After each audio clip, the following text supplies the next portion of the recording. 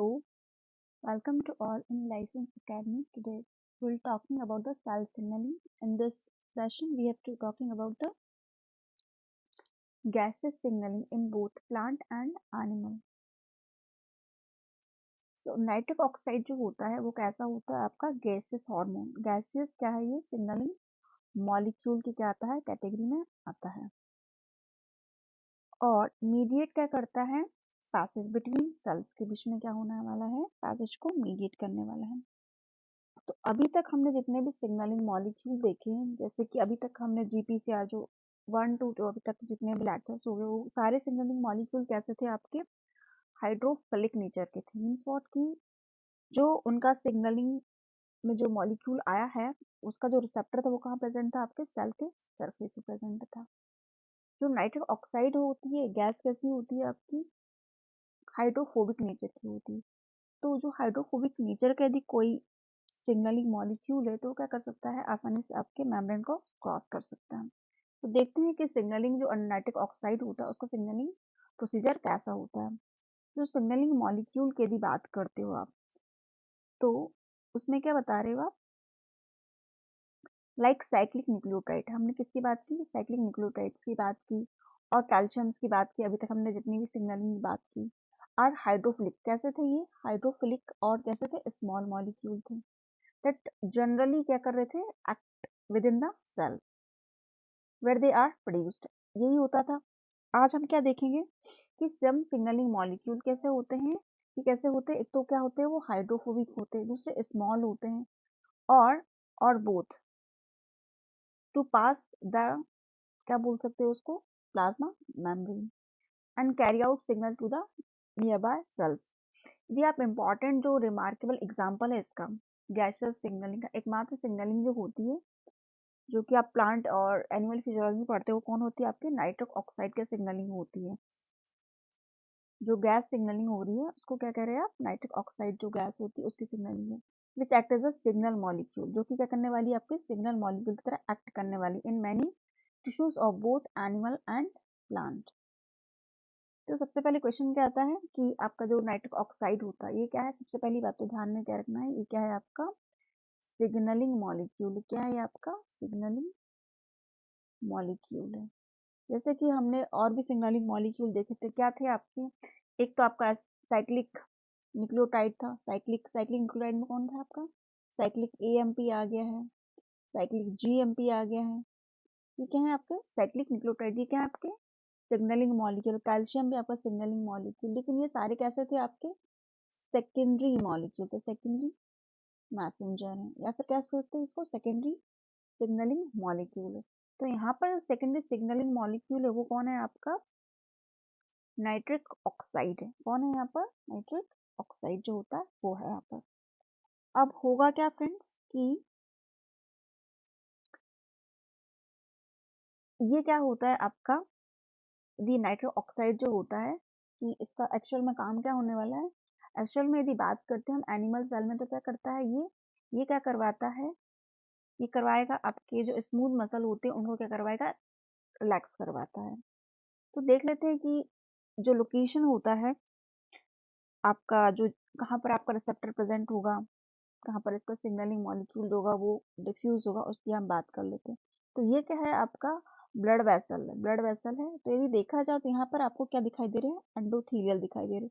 जो endothelial cells होती है यहाँ पे क्या प्रेजेंट होंगे आपके जीपीसीआर जो रिसेप्टर होता है वो जो रिसेप्टर वो कहाँ प्रेजेंट होगा आपके एंडोथीलियल सेल्स में प्रेजेंट होगा. और ये क्या है आपका ल्यूमन है. किसका ल्यूमन है ये ल्यूमन है किसका आपके ब्लड वेसल का. ब्लड वेसल का क्या है ये ल्यूमन है.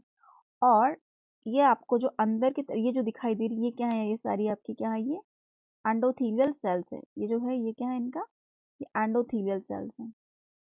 अब एंडोथीलियल सेल्स हैं यहाँ पे क्या होंगे आपके जीपीसीआर रिसेप्टर जो होंगे वो प्रेजेंट होंगे.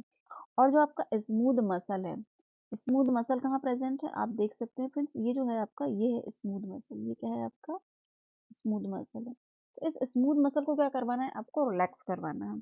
कब होगा रिलैक्स जब इस एंडोथीलियल सेल से क्या होगी कुछ ना कुछ सिग्नलिंग जो होगी वो स्टार्ट होगी और जब सिग्नलिंग स्टार्ट होगी तो आपका एनो मतलब नाइट्रिक ऑक्साइड जो होता है वो बनेगा, उसका सिंथेसिस होगा और उसके नियर बाय जो सिग्नलिंग और क्या होता है वो डिफ्यूज होता है। डिफ्यूज होता है मतलब यहाँ से फिर ये क्या ल्यूमन में क्या आएगा आपका नाइट्रिक ऑक्साइड जो होगा वो सिंथेसाइज होगा, फिर वो क्या होगा वो बाहर निकलेगा, मीन्स बाहर क्या होगा डिफ्यूज आउट होगा।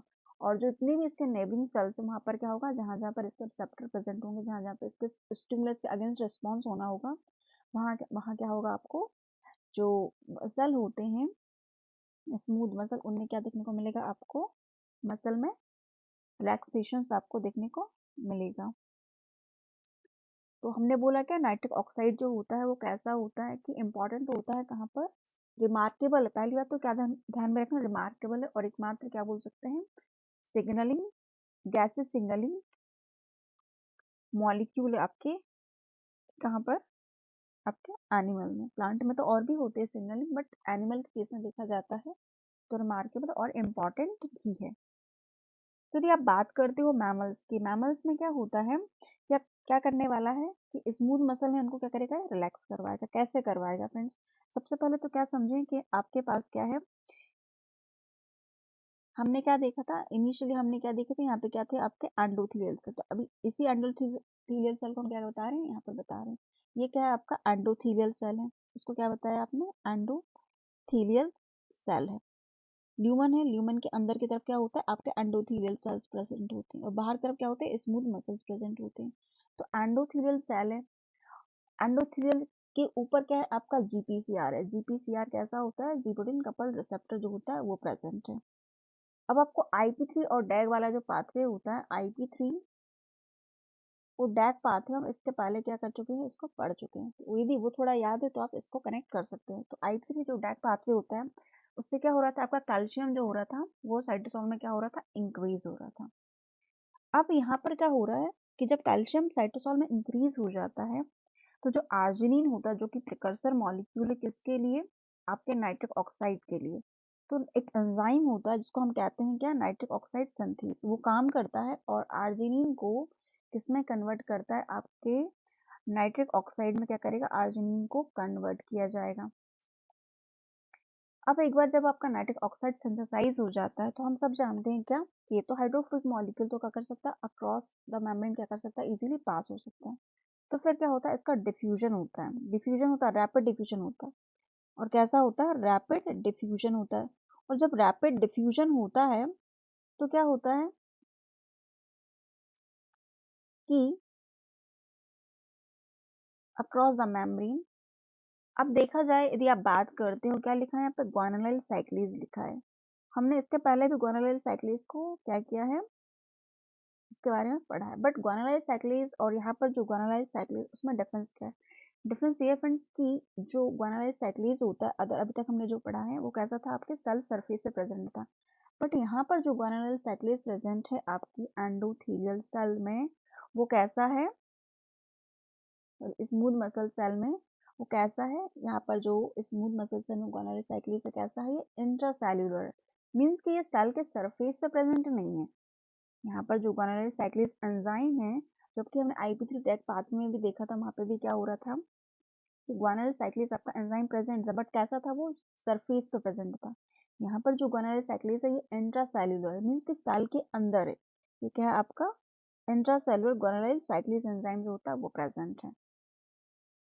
अब इसका काम क्या होता है फ्रेंड्स, काम जो वहां पर कर रहा था सेम काम वो यहाँ भी करेगा, क्या कि जीटीपी को साइक्लिक जीएमपी में क्या करता है कन्वर्ट करता है, मतलब जीटीपी को तोड़ा जाता है साइक्लिक जीएमपी में। अब साइक्लिक जीएमपी जो है वो क्या है आपका साइक्लिक जीएमपी, यहाँ पर जो एसिटाइल कोलिन है एसिटाइल कोलिन जो है वो क्या कर रहा था यहाँ पर देखा जाए इनिशियली क्या कर रहा था एसिटाइल कोलिन क्या करता है लिगेंड गेटेड जो आपके रिसेप्टर होते हैं उनको ओपन किया जाता है, उनको क्या किया जा रहा है ऊपर एसिटाइल कोलिन के स्टिमुलस से क्या हो रहे थे यहाँ पर ये जीपीसीआर जो एंडोथेलियल सेल पे जो प्रेजेंट थे वो क्या हो रहे थे रिसेप्टर वो गेट जो थे वो ओपन हो रहे थे, उसके रिस्पॉन्स में क्या हो रहा था आपका कैल्शियम जो था वो साइटोसोलिक कैल्शियम जो हो रहा है वो इंक्रीज हो रहा है, और साइटोसोलिक इंक्रीज हो रहा है कैल्शियम तो स्टिमुलेट करता है नाइट्रिक ऑक्साइड सिंथेस को कि तुम आर्जिनिन से क्या बनाओ नाइट्रिक ऑक्साइड जो गैस होता है उसका प्रोडक्शन किया जाए। जब नाइट्रिक ऑक्साइड का प्रोडक्शन हो जाता है तो वो डिफ्यूज आउट होती है, डिफ्यूज आउट होती है जितनी भी इसके नियर बाय सेल्स होती है जैसे कि आपका स्मूथ मसल सेल है वहां पर भी जाता है ये, तो ये तो रेडीली क्या कर रहा है, आपके प्लाज्मा मेम्ब्रेन को क्रॉस कर पाता है। तो आपका जो इंट्रासेलुलर ग्वानुलर साइक्लेज होता है, वहां पर जाके क्या होता है, आपका ये जो मॉलिक्यूल है क्या होता है आपका, बाइंड हो रहा है। क्या हो रहा है यहाँ पर, ये मॉलिक्यूल बाइंड हो रहा है। और जब बाइंड होता है तो जीटीपी को साइक्लिक जीएमपी में कन्वर्ट किया जाता है। इससे क्या होता है, इससे होता क्या है कि अब ये क्या है, साइक्लिक जीएमपी क्या है आपका, सेकेंडरी मॉलिक्यूल है। सेकेंडरी क्या है, ये मॉलिक्यूल की तरह काम करने वाला है। तो रैपिड रिलैक्सेशन करवाता है आपके स्मूथ मसल्स को, करवाता है रिलैक्सेशन करवाता है। तो ये तो क्या होगी, इसकी किसकी कहानी हुई है, कहानी हुई आपके नाइट्रिक ऑक्साइड की। किसमें, आपके एनिमल सेल में। कि एनिमल में क्या करता है, या मैमल्स में देखा जाए मोस्ट प्रोबेबली रिमार्केबली क्या कर सकते हैं कि स्मूथ मसल जो होता है उसका क्या करवाता है, ये रिलैक्सेशन जो होता है वो करवाता है। अब यदि आप किसी और, जैसे कि आपका जो सेल सरफेस वाला ग्वानुलर साइक्लेज है, बस ध्यान में आपको यहाँ पर ये रखना है कि यहाँ पर जो ग्वानुलर साइक्लेज प्रेजेंट होता है वो कैसा होता है, ये इंट्रा सेल्यूलर होता है। कैसा होता है, यहाँ पर इंट्रा सेल्यूलर होता है। एक बार और इसको अच्छे तरीके से समझें, क्या हो रहा है यहाँ पर कि हमारे पास क्या है, ये क्या है आपका, ये ब्लड वेसल, ये पूरा क्या है, ब्लड वेसल है। अब जब ब्लड वेसल है तो यहाँ क्या देखा आपने फ्रेंड्स, यहाँ देखा आपने जो ब्लड वेसल है यहाँ पर एंडोथीलियल। तो एंडोथीलियल जो सेल्स होती है वहां पे ध्यान में ये रखना है, क्या ध्यान में रखना है आपको, जो जीपीसीआर का रिसेप्टर होता है वो कहाँ प्रेजेंट होता है, एंडोथेलियल सेल से प्रेजेंट होता है। और ओपन कब होगा, तो एसिटाइल जो एसिटाइल कोलिन होता है वो कहाँ पर आके बाइंड होगा, आपका जो जीपीसीआर है यहाँ पर आपका जीपीसीआर रिसेप्टर, वहाँ पर क्या होता है आपका एसिटाइल कोलिन रिसेप्टर जो होता है, रिसेप्टर पर क्या होता है, मॉलिक्यूल पर बाइंड हो जाता है।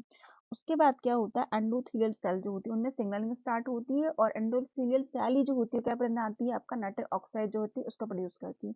उसके बाद क्या होता है कि वो डिफ्यूज आउट हो जाता है आपका एनो, और एनो जब डिफ्यूज होता है तो फिर क्या होता है, इसके सराउंडिंग में जितनी सेल, जैसे कि आपका देखा जाए तो यहाँ क्या प्रेजेंट है आपका, ये जो है आपके क्या है, स्मूथ मसल्स हैं, स्मूथ मसल वाली सेल्स हैं। तो इन स्मूथ मसल वाली सेल्स को क्या होता है कि इसको क्या, ये जो आपको अंदर की तरफ बताई है ये क्या है आपकी, ये एंडोथेलियल सेल्स हैं। इन्होंने क्या बनाया, नाइट्रिक ऑक्साइड बनाया। नाइट्रिक ऑक्साइड जो था वो डिफ्यूज हो गया। स्मूथ मसल जो होता है इसको क्या करवाता है, ये इसको क्या करवाने वाला है, रिलैक्स करवाएगा। क्या करवाएगा, इसको रिलैक्स करवाता है। अब यदि देखा जाए जो सिग्नलिंग का पाथवे, यदि आप उसको देखना चाहते हो तो क्या करना पड़ेगा आपको, आपके पास क्या है, ये एंडोथेलियल की क्या है, सेल है, उसकी प्लाज्मा मेम्ब्रेन है। प्लाज्मा मेम्ब्रेन पर हम सब जानते हैं क्या होंगे, आपके जीपीसीआर लगे होंगे। कौन आएगा, लिगेंड। लिगेंड मॉलिक्यूल की तरह जो प्राइमरी लिगेंड मॉलिक्यूल है वो कौन है आपका, एसिटाइल कोलिन है, आके बाइंड हो गया।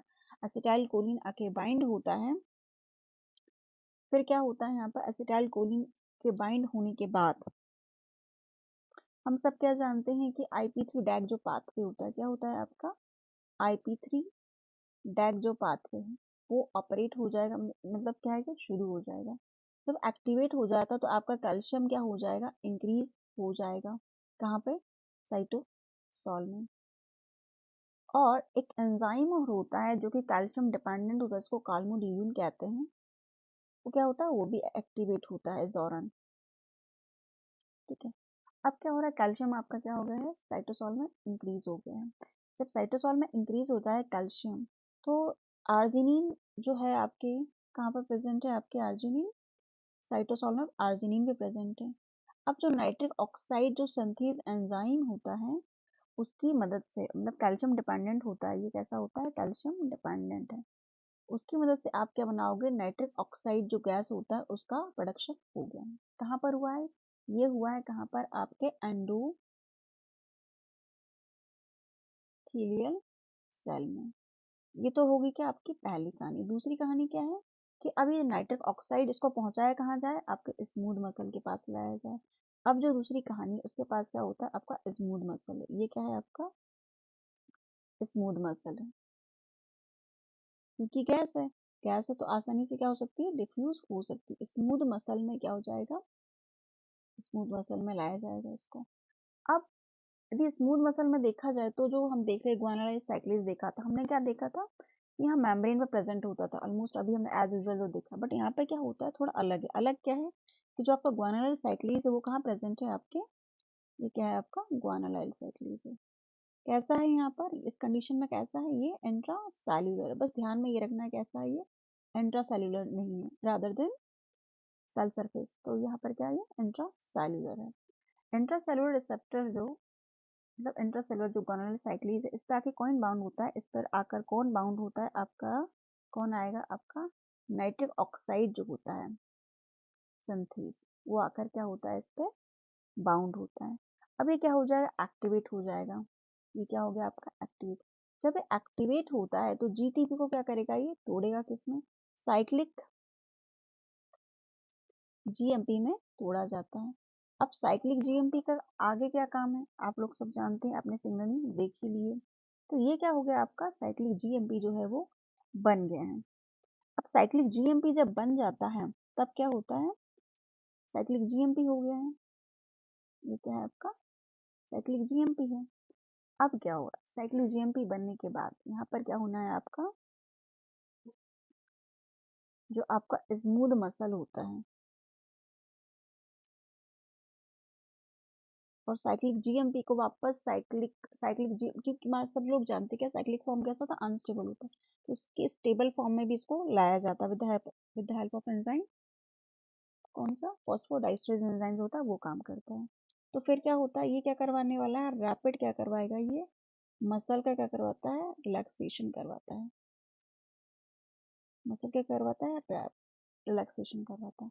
यदि इसका इम्पोर्टेंस की यदि आप बात करते हो तो जो एक वियाग्रा करके ड्रग होता है, क्या होता है, एक वियाग्रा करके क्या होता है ड्रग होता है, इसका जो मेन प्रिंसिपल है, वर्किंग प्रिंसिपल यदि देखते हैं तो क्या होता है कि क्या करता है, जो वियाग्रा ड्रग होता है, यदि आप हार्ट की बात करते हो, यदि क्या आप करते हो, आप हार्ट की बात करते हो, वहाँ एक एक्ट कहाँ पे करता है, ये act on heart, heart muscle, जो हार्ट के मसल होते हैं वहाँ पर एक्ट करता है। तो व्याग्रा का जो प्रिंसिपल होता है, तो व्याग्रा भी फाइनली क्या करवाता है, ये भी क्या करवाने वाला है, स्मूथ मसल को क्या करने वाला है, रिलैक्स करवाता है। मतलब कि हार्ट जो रेट होती है उनको क्या किया जाता है, इसको स्टेबलाइज करवाने के लिए भी व्याग्रा जो ड्रग होती है उसका इस्तेमाल किया जाता है। मतलब हार्ट हार्ट पर क्या हो सके, ज़्यादा वर्कलोड ना आए, उसके लिए किया जाता है आपका व्याग्रा ड्रग जो होता है वो सेम फंक्शन करता है जैसे कि आपका नाइट्रिक ऑक्साइड जो गैस है वो काम करती है। उस तरीके से क्या कर सकते हैं आप कि जो आपकी एकमात्र क्या देखी हमने अभी, आपकी सिग्नलिंग किसमें देखी हमने, सिग्नलिंग कहाँ देखी हमने, और कैसी सिग्नलिंग थी कि गैसियस, और गैसियस सिग्नलिंग मॉलिक्यूल है तो नो डाउट क्या करेगा, ये प्लाज्मा मेम्ब्रेन को डायरेक्ट क्या करेगा, ये क्रॉस करता है। और ये कौन है आपका सिग्नलिंग मॉलिक्यूल, नाइट्रिक ऑक्साइड, कहाँ पे बाउंड होगा, हमने देखा स्मूथ मसल में क्या होगा आपका गोनाडाइल साइक्लीज जाके बाइंड हो जाता है, और फिर गोनाडाइल साइक्लीज का काम आपको पता है क्या करने वाला है। उसके बाद क्या होता है आपका रैपिड मसल रिलैक्सेशन करवाता है। तो बस इतना ही ध्यान रखना है, इसमें और कुछ ज़्यादा इम्पोर्टेंट नहीं है, और वियाग्रा का फंक्शन क्या ये देख लेना है आपको।